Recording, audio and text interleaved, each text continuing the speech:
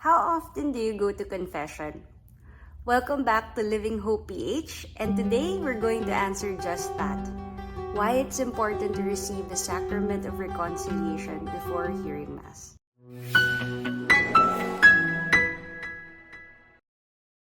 As Catholics, we know that the Mass is the highest form of worship.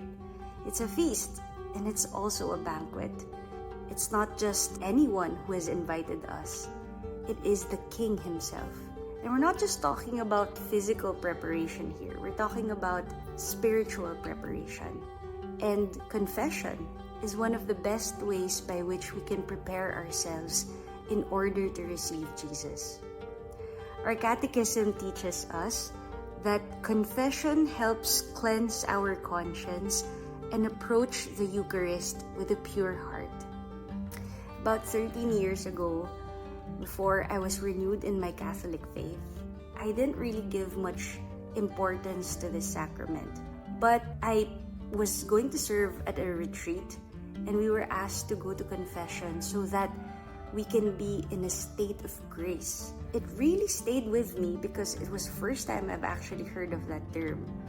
When I think about all the things that I do on a daily basis, my interactions with people, and all the darkness that I also encounter, my sins, and then all the more I realize how much I really need to empty myself and receive grace so that when I do encounter Jesus at the Eucharist, I can really give myself wholly to Him.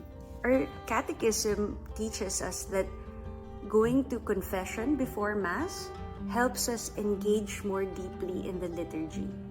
Receiving the Eucharist in a state of grace allows us to fully participate in the sacrament and grow in holiness.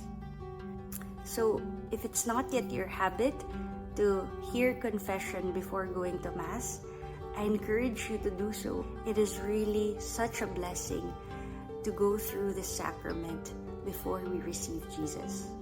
Thank you so much for watching.